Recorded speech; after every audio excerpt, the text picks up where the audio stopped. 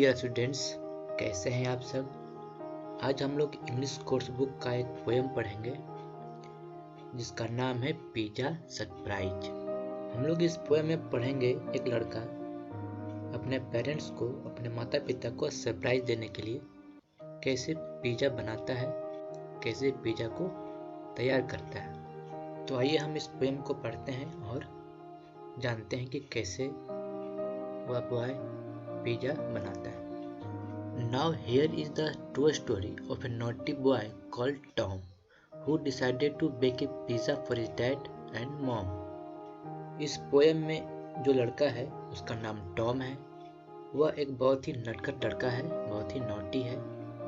एक दिन जब उसके माता पिता घर पर नहीं थे तो उसने अपने पेरेंट्स को सरप्राइज देने के लिए पिज़्ज़ा बनाने का निर्णय लिया। He pulled out from a cupboard an old recipe book, and when he saw the work to do, his hairy head he shook. Pizza बनाने के लिए वह अलमारी से पुराने रेसिपी बुक, वैसा बुक जिसमें कि खाना बनाने की विधियां लिखी रहती हैं, तो वह अलमारी से पुराने रेसिपी बुक निकालता है और जब वह पिज़्ज़ा बनाने के स्टेप्स, विधि और चीज़ों को देखता है कि कैसे बनता है पिज़्ज़ा, तो वह अपने सिर को हिलाने लगता है। वह कंफ्यूज हो जाता है क्योंकि उसे पिज़्ज़ा बनाने के लिए बहुत सारे काम करने थे। He wrote the list of ingredients for baking it had take to surprise his parents with the cheese pizza that he had baked. Pizza बनाने में यूज होने वाली सभी चीज़ों का वह लिस्ट बनाता है, जिससे वह अपने पेरेंट्स को चीज पिज़्ज़ा मीन्स पनीर का पिज़्ज़ा बनाकर सरप्राइज कर सकता था। Tom jogged back from the market with all the things he bought and laughed at the confusion caused by stray dogs which had found. Tom धीरे धीरे दौड़कर बाजार जाता है और सभी चीजों को खरीदकर जल्द वापस आ जाता है। Tom कंफ्यूज था क्योंकि स्ट्रे डॉग्स मतलब आवारा कुत्ते जो सड़कों पर रहते हैं, वे आपस में लड़ क्यों रहे थे। क्योंकि टॉम जल्दी से दौड़कर जाता है बाजार और जल्दी चला आता है, तो वह समझ नहीं पाता कि कुत्ते क्यों लड़ रहे थे। वह कंफ्यूज था। He raced into the kitchen and started all his work, for not a step in that recipe was Tom about to shirk. वह दौड़कर किचन के अंदर जाता है और पिज़्ज़ा बनाने का काम शुरू कर देता है। टॉम रेसिपी बुक में लिखी किसी भी चीज को, किसी भी स्टेप को छोड़ना नहीं चाहता था। वह पिज़्ज़ा बनाने के सारे मेथड को स्टेप बाय स्टेप करना चाहता था। He pulled a baking pan from the bottom of the pile and crashing down came pots and pans like the river Nile.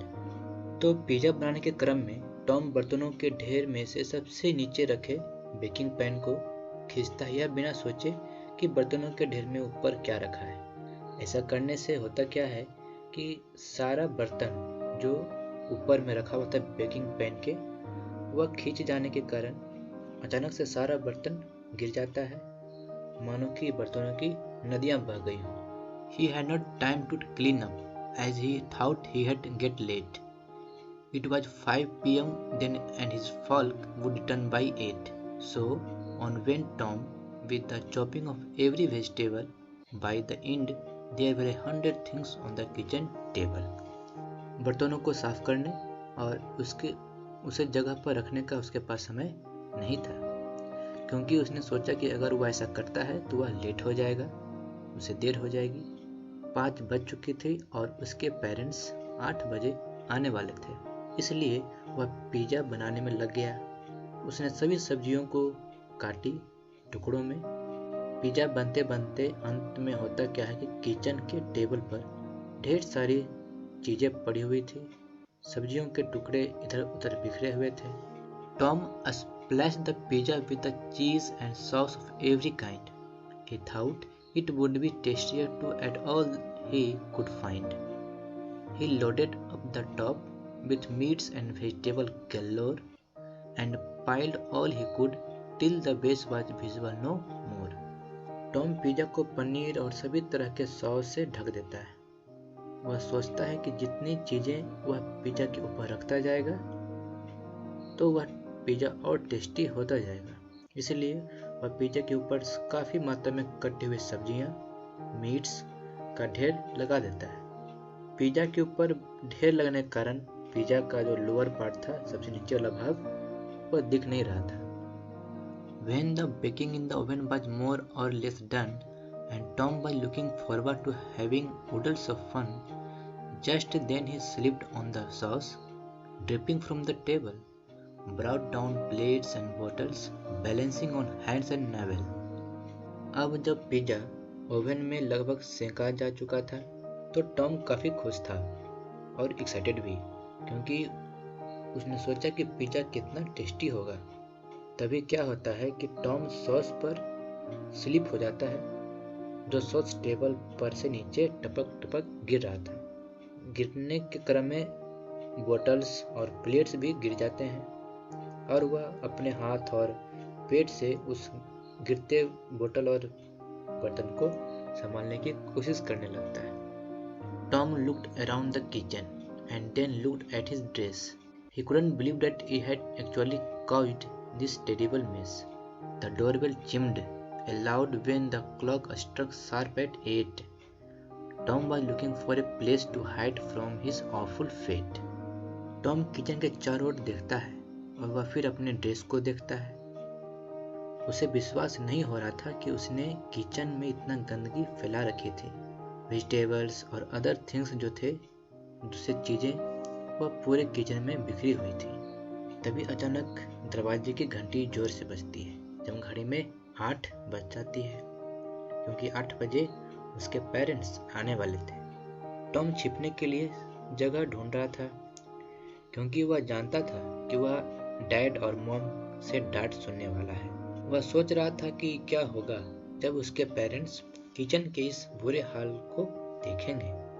Tom तो केवल डैड और मॉम को पिज़्ज़ा बनाकर सरप्राइज देना चाहता था, लेकिन सब गड़बड़ हो चुकी थी। He cleaned himself and answered the door with a broad smile, for the pizza was burnt black and there was dirt on each tile. When his parents saw the kitchen and walls sauce painted, they didn't say a word to Tom because they simply fainted.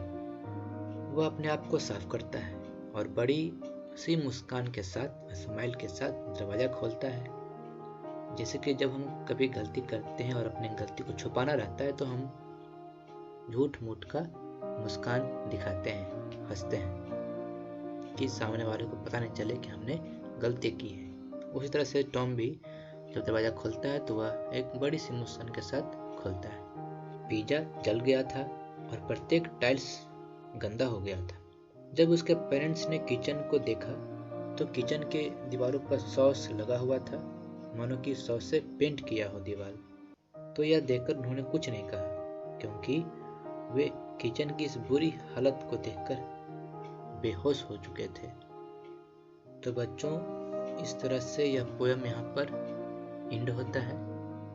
आज का poem Tom के बारे में था, जिसने अपने parents को surprise करने के लिए टेस्टी पिज़्ज़ा बनाना चाहता था, लेकिन ऐसा हुआ नहीं। फिर भी उसने बहुत कोशिश की, अपने पेरेंट्स के बारे में सोचा, उनके लिए कुछ करने को चाहा। आप इस पोएम को रीडिंग करें, आप पोएम को रीडिंग जरूर करें, वर्ड मीनिंग याद करें। तब तक के लिए goodbye childrens, thank you.